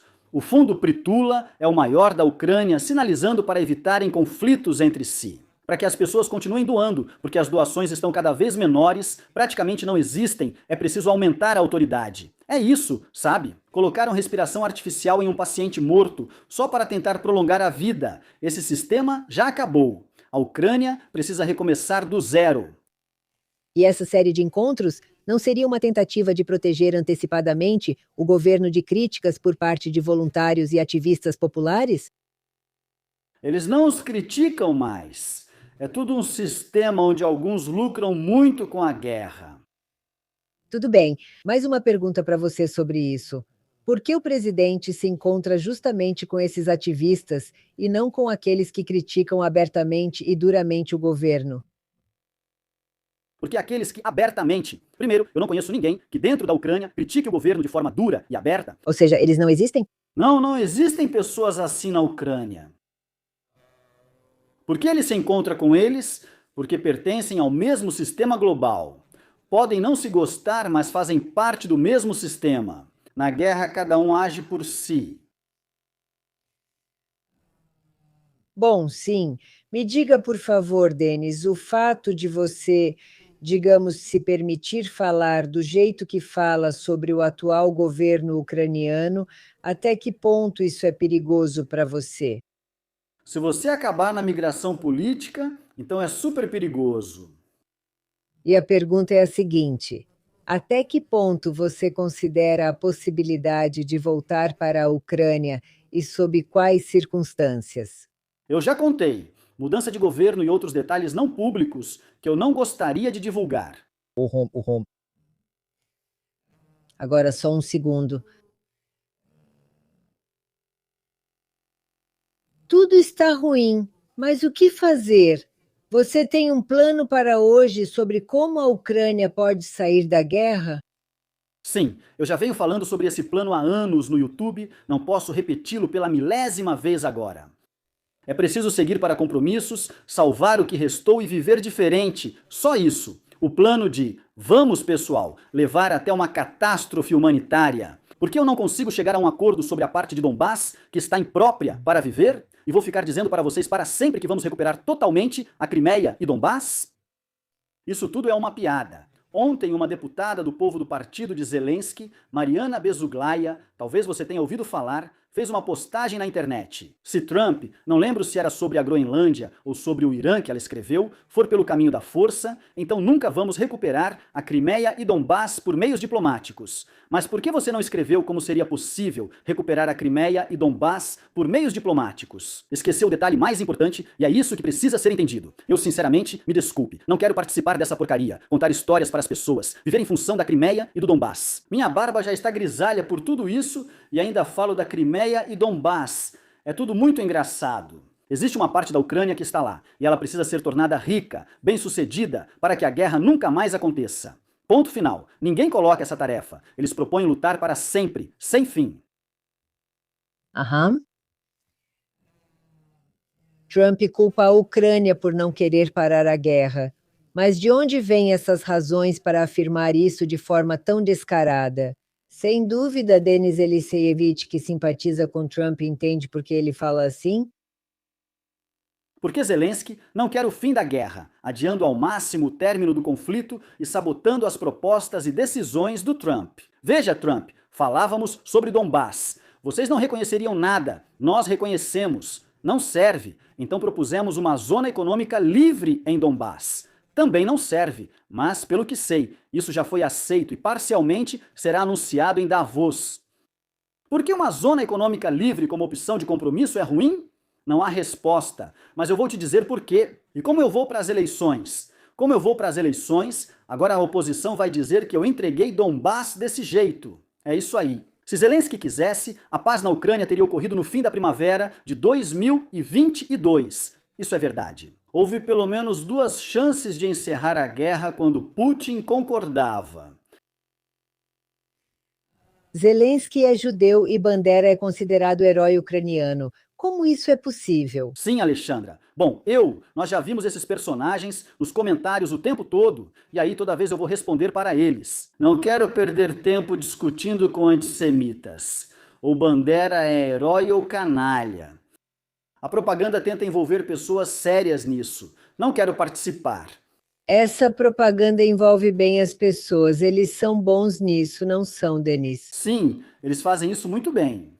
Ou seja, agora colocar bandeira na pauta do dia é como se, bem, simplesmente não dá para viver sem isso. Agora uma pessoa está sem luz na Ucrânia e fica sentada pensando: quem é esse Bandeira? Ele é bom ou ruim? Como está a vida na Crimeia e em Donbass? Precisamos recuperá-lo.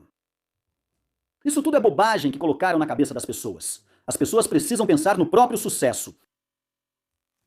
Denise, o que você acha, falando novamente sobre como vivemos hoje, quero dizer, como o mundo inteiro vive hoje? No geral, é assim que eu vejo. Bem, essa é a minha opinião pessoal, que justamente o presidente russo, digamos, não é que tenha cruzado essa linha, sabe, porque muitos discordam disso. Os americanos realmente sempre tiveram muita permissão e, de certa forma, todo mundo sempre fez vista grossa para isso. Se os Estados Unidos decidem, agem, mas fora eles, ninguém mais pode. No entanto, Putin conseguiu. Hoje, especialmente no início do ano, vemos que tudo saiu totalmente do controle. Sim, e o que você acha? Isso é realmente uma nova ordem mundial. O que é isso? Existe algum tipo de acordo, novamente, sobre o qual muitos falam, sobre o fato de que, quase como em Anchorage, Trump ficaria, digamos, com o hemisfério ocidental e a Rússia com o oriental.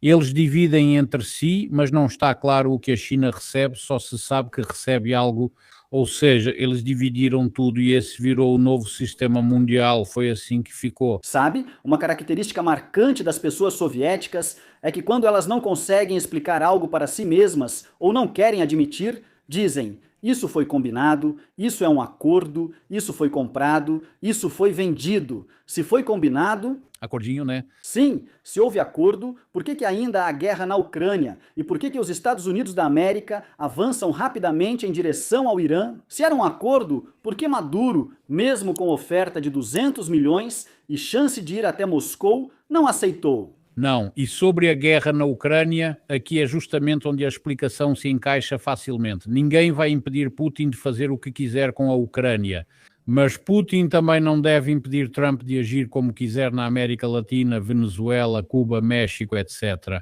Trump, por sua vez, não interferirá nos assuntos russos. Se Putin quiser agir contra a Ucrânia ou a Arménia, fique à vontade. Aliás, vocês ouviram Vladimir Solovyov falando, Sviatoch também, sobre por que não aplicar uma operação militar especial na Arménia e nos países da Ásia Central e assim por diante, não importa. Então, digamos assim, cada um não interfere na sua, digamos, jurisdição dividida. Os Estados Unidos continuam vendendo armas da OTAN que são transferidas para a Ucrânia. Os Estados Unidos continuam fornecendo informações de inteligência vitais para a Ucrânia. Isso não tem relação com Putin agir como quiser. Investimentos americanos já chegam à Ucrânia. Falo de um fundo, possivelmente de US$ 1 trilhão. Imaginem esse valor, 1 trilhão para dar algo a Putin? Isso não ocorrerá. A missão de Trump é afastar a Rússia da China. E é isso, esses especialistas, entre aspas, não querem entender isso de jeito nenhum e não entendem esse jogo. Por isso, não existe nenhum acordo e eu não vejo nenhuma divisão agora. Sim, o mundo hoje é um lugar duro. Como millennial, considero os anos 90 e início dos anos 2000 a melhor época da humanidade. Por quê? Por causa dos filmes, da música, de tudo? Porque, Denis, esse é o melhor momento. Bem, é assim que eu penso. Tudo de melhor foi lançado naquela época, em tudo, e depois o mundo meio que começou de baixo, chegou ao auge e agora está descendo. Apesar da inteligência artificial poder trazer mudanças, atualmente avalio tudo isso negativamente e observo como é a geração atual. Trabalho com pessoas da geração Z, mas para mim é muito difícil. Z, vamos falar assim, se não censuram. Sim, podem entender assim. Sim, geração Z, por isso... Geração Z trabalha com Denis Elisevich. Sim, geração Z, por isso... Aí ele acabou se entregando. Lidar comigo mesmo é difícil. A tecnologia, como o TikTok, faz as crianças serem diferentes. Sim, já ouviu falar de Denis? Mudando de assunto, não sobre Bandeira. E Bill Ackman, conhece? Claro, ele é bilionário. Agora estou tentando de alguma forma. Ele sabe um pouco de russo, fazer uma entrevista com ele, se eu conseguir. Bem, você ouviu, né? Ele é formado em Harvard, ele conseguiu a demissão do reitor da universidade agora de Harvard e atualmente ele está reunindo listas de estudantes que assinaram petições em apoio ao movimento de resistência islâmica e exige que essa lista seja entregue, bom, aos principais líderes. Aqui ele escreve: eu tenho os nomes. E quem achou que poderia apoiar o movimento de resistência islâmica e permanecer anônimo estava enganado. Vou garantir pessoalmente que essas pessoas não entrem em Wall Street.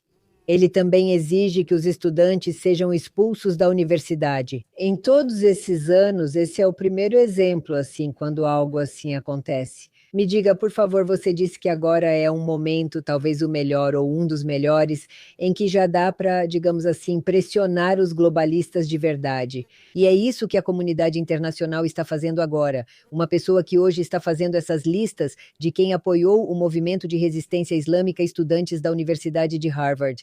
Isso é o começo de algo ou o quê? Donald Trump está há um ano no poder e esse amigo ou companheiro segue a mesma política. Representante importante da comunidade judaica. Você estuda em uma universidade ocidental de prestígio e apoia terroristas abertamente? Então arrume suas coisas e vá viver na faixa de Gaza ou em países que defendem isso.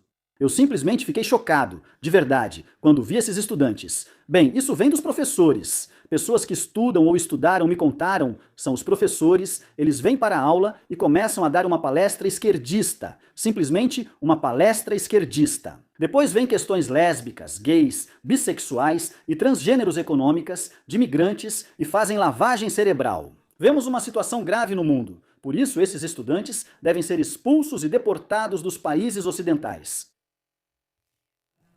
Sobre você. Na verdade, você soa como uma pessoa da civilização ocidental, e seu apoio aos Estados Unidos, ao presidente americano, claro, estou falando de apoio emocional, e sua posição sobre o Oriente Médio e sobre Israel. Bem, é uma pergunta estranha, claro, que te fazem.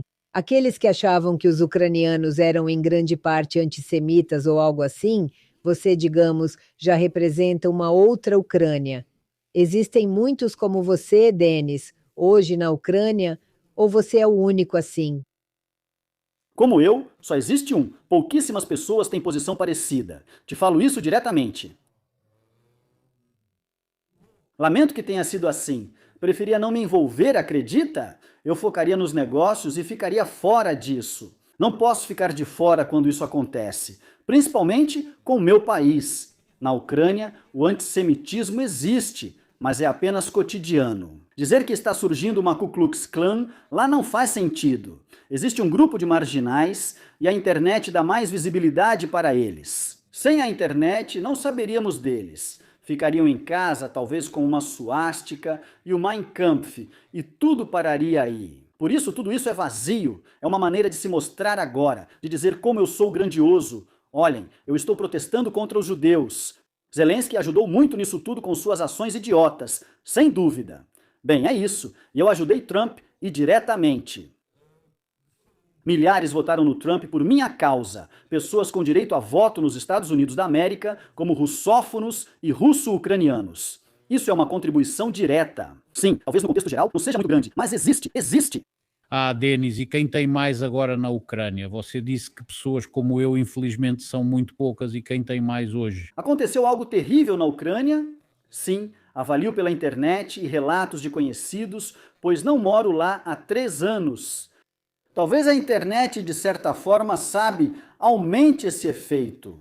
A juventude ficou mais imbecilizada, assim como Sternenko, que esteve com Zelensky, e a sociedade também. Eles se apegaram a essas amarras. Putin tem as dele na Rússia, aqui são outras. Grandeza, somos grandiosos, sempre precisamos lutar. Nem todo falante de russo é ucraniano. E o que o jovem americano pensa agora? Espero que o canadense também. Então, como ganhar dinheiro e comprar um apartamento, uma casa? Como encontrar um emprego? Como comprar um carro? Como comprar alguma coisa para si mesmo? Como viajar para algum lugar? Como construir sua vida? Bem, é por isso que a América prospera. A vida do jovem ucraniano hoje é assim. Todos são meus inimigos. Todos ao meu redor são inimigos. Nós somos especiais, precisamos aguentar, nós sofremos, e isso é bom. E esse culto ao sofrimento é horrível. Espera, agora você disse uma frase assim: nós sofremos, nós somos os que mais sofrem. Mas os russos não se comportam do mesmo jeito? Era exatamente isso que eu queria dizer. É uma situação espelhada, uma escuridão total. Como um vírus, essa obscuridade chegou hoje à Ucrânia. Sempre menciono essa piada de que somos um só povo. É amargo admitir, mas parece ser verdade. A mentalidade é bem parecida, sim. Ah, olha bem, agora eu tenho medo de provocar, digamos, uma forte antipatia por mim, embora ela já exista há muito tempo. Me diga, por favor, Denis, você disse que é uma situação espelhada muito parecida. Sim, Então, me responda uma coisa: você morou na Ucrânia. Por que, se são países diferentes, povos diferentes, por que é tudo tão parecido? sim, passado em comum.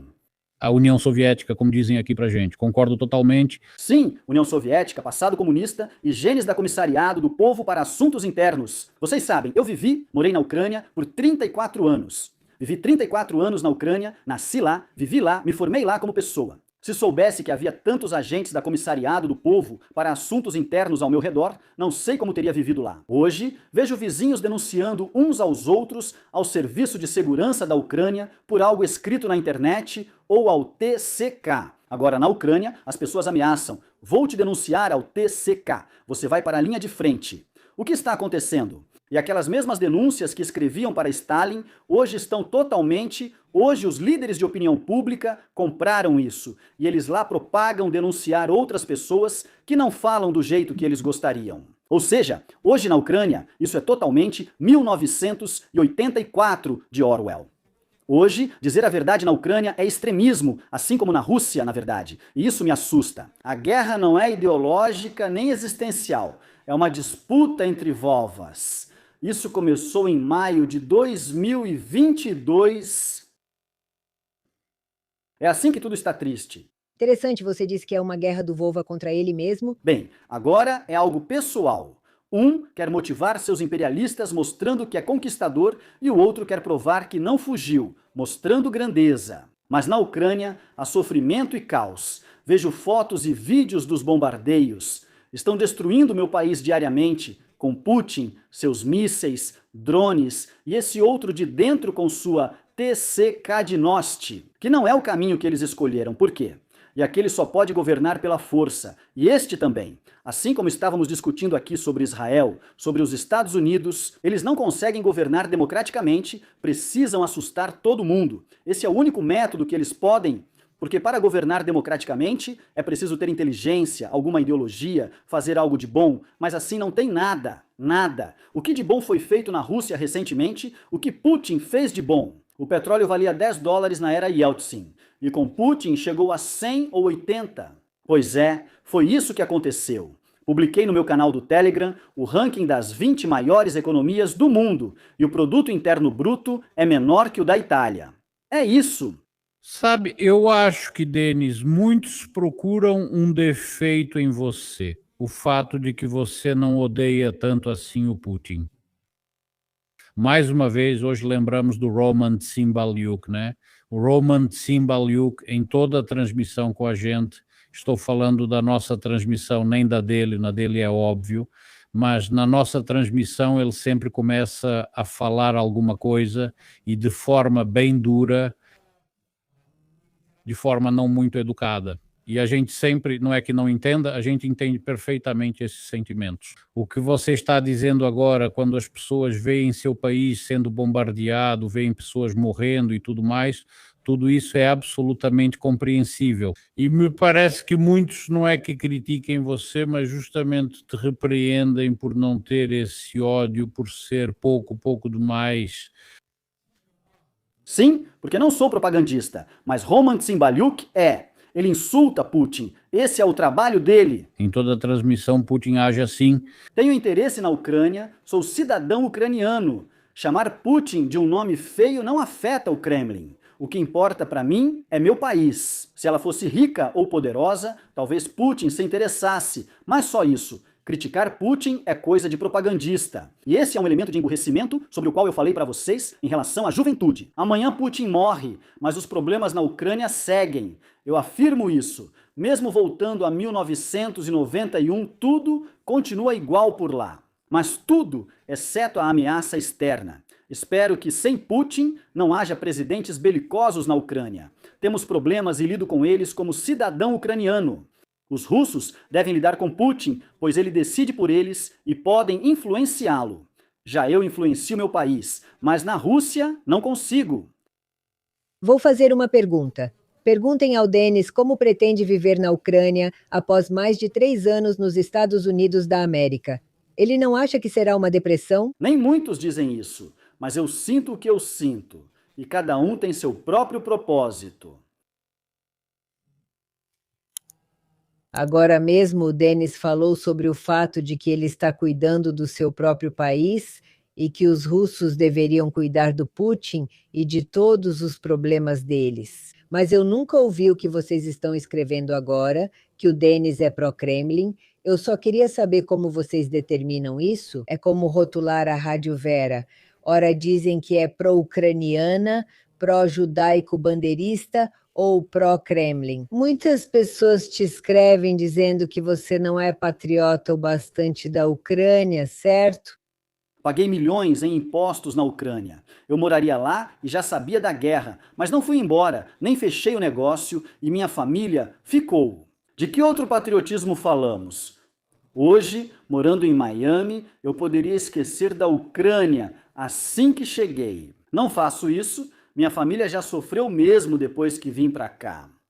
Entende, pró-Kremlin? Eu diria até idiota pelo motivo que o Denis citou. Se eu tivesse xingado o Putin aqui por 2 horas, ofendendo ele, aí eu seria simplesmente um ucraniano, um super ucraniano. Sim, aliás, É isso aí. Porque para aqueles que vieram por Kadmi, eu sou o último canalha ignorante para vocês? Porque eu me manifestei contra a Rússia, contra Putin. E se eu tivesse me manifestado a favor de Putin, para eles eu seria o melhor do mundo, o mais inteligente, o mais instruído. Isso é primitivo. É como chamo esse tipo de gente. Pró-Kremlin. Eu sou libertário, tenho um programa de reformas libertário, faço algo para que haja uma aliança entre a Ucrânia e os Estados Unidos. Isso é ser pró-Kremlin. Aos 13 anos previ uma guerra entre Ucrânia e Rússia. Eu já assisti esses programas naquela época e entendi essa direção que já estava sendo tomada, de que a Ucrânia era um estado assim meio duvidoso, que precisava de influência russa. Já naquela época eu senti isso intuitivamente.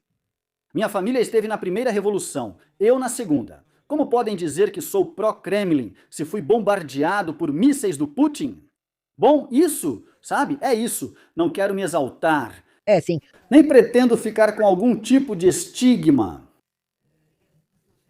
Olha, se fosse você, já escreveram faz tempo que você é filho de um deputado, de qual deputado, onde está o deputado? Eu nem te pergunto isso, Denis. Vou te contar agora. Então existem mulheres, ou pelo menos elas têm apelidos femininos. Não são bots, pois aparecem em todos os canais que participo e realmente assistem toda uma transmissão do início ao fim. Inventaram uma besteira, entende? Eu conheço elas. São ucranianas. Para você entender, são ucranianas. Eu também represento os direitos delas, mas eu as irrito tanto. Eles sempre inventam algo ruim. Meus pais se divorciaram quando eu tinha 6 anos, já falei isso várias vezes. Hoje tenho 38 anos, fiz aniversário há pouco. Meu pai tem outra família e filho. O que ele fazia lá? Foi deputado em uma cidade de 50 mil habitantes. Uma vez, era do conselho municipal ou distrital, só levantava a mão decidindo o que a cidade faria ou não. Ele é um ideólogo? Já mudou de partido 5 ou 6 vezes. Foi do partido de Yatsenyuk, de Yushchenko e da OPZZH. Como posso influenciar isso? Ele é separatista ou ideólogo do mundo russo. Na Ucrânia, deputados locais atuam pela comunidade e seguem o partido pelo qual foram eleitos. O pensamento lá é assim, bem simples. Não falo com meu pai há anos. Ele é um canalha, entregou minha mãe ao serviço de segurança da Ucrânia no dia da prisão, dizendo que éramos pró-Rússia.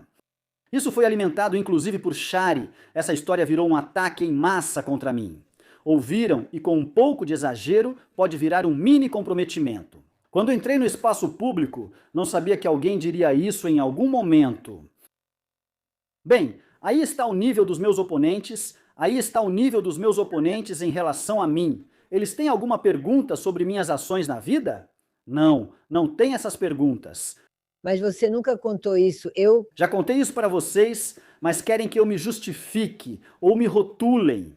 Falei sobre isso em 2022 publicamente na minha transmissão. Sim. Quando eu li sobre esse negócio de ser deputada, sabe, eu não entendi nada. Depois Sergei Lyubarsky levou isso para Kiev, ouviram essas coisas lá e ele falou, talvez ao vivo, o pai dele era deputado popular de um partido pró-Rússia. É só isso. Estão te perguntando, Denis, você iria a um debate na Rádio Vera com Alexei Goncharenko se tivesse essa oportunidade? Alexandre, faço debates para mostrar alguns pontos de vista diferentes, já que a televisão foi desligada na Ucrânia. Ontem transmiti para a Liberty UA, mas foi mais uma discussão que um debate. Pode-se chamar de transmissão conjunta. Faço isso por esse motivo. Participar com Goncharenko, tudo bem, mas qual será o tema do debate? Ele tem alguma ideologia? Ontem ele era a favor do Yanukovych, a favor da língua russa, hoje ele já é a favor de outra coisa. Não consigo imaginar um tema para o debate, não é uma diversão para mim, entende? Isso tem que trazer algum benefício. Qual é o sentido disso? Não, claro, nos debates com você, Kedmi, já havia a ideia de que Yakov Kedmi considera a Ucrânia parte da Novorossia, ou seja, da Rússia. Esse era o principal ponto, a principal contradição e como a guerra começou. Não é tão simples como se a Rússia não tivesse alternativa além de atacar a Ucrânia. E é claro que esses eram dois detalhes sobre os quais pensávamos que vocês iriam conversar com ele, mas acabou acontecendo de forma um pouco diferente. Bem, aconteceu como aconteceu. Bom, sim, sobre Goncharenko, acho que já responderam para você. Denis respondeu. Talvez sim, talvez não. Sobre aquela transmissão ao vivo que Roman Tsibaliuk fez, estão perguntando se você viu. E essa transmissão se chama, caso você assista Tsibaliuk, o que a Ucrânia deveria ter feito para que a Federação Russa não a atacasse? Eu quero te perguntar, você viu isso ou não? Assistiu ou vai assistir, se ainda não viu? Não assisti e não vou assistir. Propagandistas não me interessam nem um pouco. Quero te dizer, Denis, que sua presença na Rádio Vera. Dizem aqui que você é um garoto estrela, uma celebridade entre nós. Que celebridade nada. Quero dizer a quem escreve isso com ironia. Não façam isso. Se quiserem elogiar Denis Eliseevich, fiquem à vontade. Quem quiser criticar, como o Denis falou, procurem outros canais para isso. Muito obrigada, Denis. Muito obrigado. Muito obrigado, Denis. Obrigado. Boa sorte. Obrigado.